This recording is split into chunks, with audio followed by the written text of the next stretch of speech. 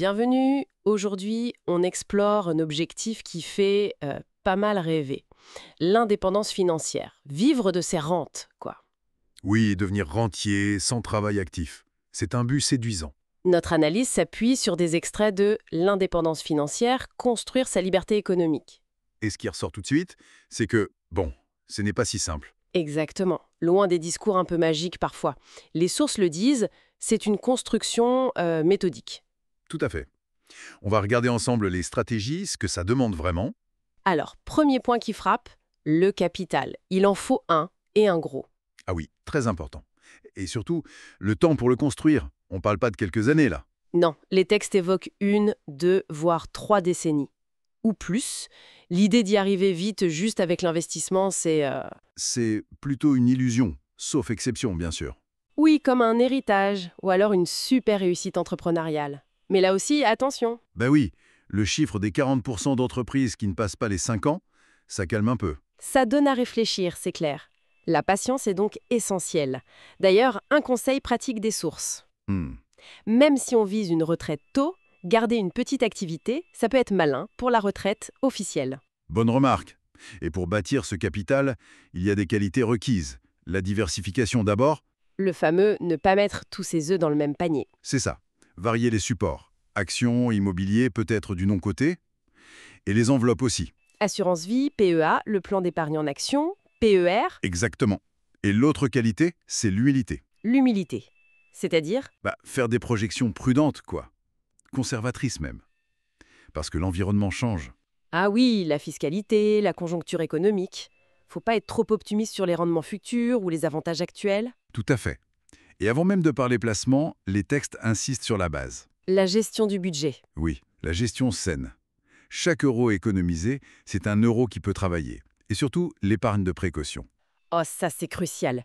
Pour les imprévus, pour ne pas avoir à taper dans ses investissements ou faire un crédit conso. C'est le socle. Une fois qu'il est là, on peut commencer à construire. Alors justement, comment faire travailler cet argent? L'immobilier revient souvent. La résidence principale. Pour la sécurité, l'accès au crédit facilité, oui. Puis le locatif. Mais là, attention. Aux opérations blanches miracles. Voilà. Faut pas oublier les charges, la fiscalité qui peut grimper fort, jusqu'à 47,2% avec les prélèvements sociaux sur certaines tranches, hors abattement. Et la gestion. Soit ça prend du temps, soit ça coûte cher si on délègue. C'est ça. Les SCPI sont une piste pour ça. Diversification, délégation. Mais avec des frais et un risque de perte en capital, quand même. Bien sûr. Et puis il y a le viager, la nue propriété, d'autres options immobilières. Et côté placement financier, l'assurance vie est souvent citée. Le couteau suisse, oui.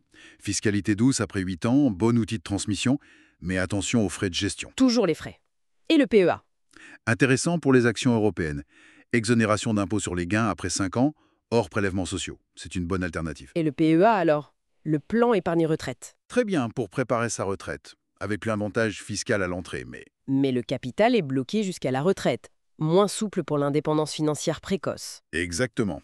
Ce qui est vraiment parlant dans les sources, ce sont les exemples chiffrés sur les intérêts composés. Ah oui, la fameuse 8e merveille du monde. Ça illustre bien la puissance du temps et du rendement. Donnez-nous un exemple, Sam. Alors, un tiré des textes. Avec 151 000 euros à 2% net, on retire 500 euros par mois.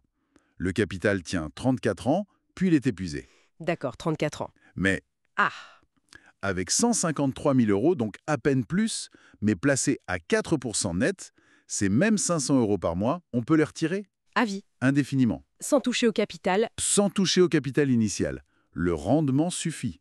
Ça montre l'impact énorme du taux. c'est fou. Et l'autre exemple sur l'investissement régulier? Oui, 700 euros par mois, placés à 4% pendant 30 ans, selon les calculs, ça donnerait plus de 500 000 euros. Et une bonne partie vient des intérêts seuls, c'est ça? Exactement. Presque la moitié. Ça montre bien l'importance de commencer tôt et d'être régulier. Le temps travaille pour nous. Donc en résumé, le chemin est long. Très long. Il faut de la discipline budgétaire, une bonne diversification, de l'humilité et beaucoup, beaucoup de patience. C'est un marathon. Le message clé, c'est vraiment de commencer tôt, même petit, et de tenir bon. Tout à fait. La constance paie sur la durée. Et pour finir, une petite réflexion inspirée par tout ça. Quelle petite habitude financière, même minime, on pourrait commencer aujourd'hui pour que le temps devienne notre allié demain? Merci d'avoir écouté cet épisode du podcast Horizon Duo. Si vous avez aimé, abonnez-vous, partagez ou parlez-en autour de vous. Retrouvez tous les épisodes sur Spotify, YouTube ou directement sur horizonduo.net. À très vite pour un prochain épisode.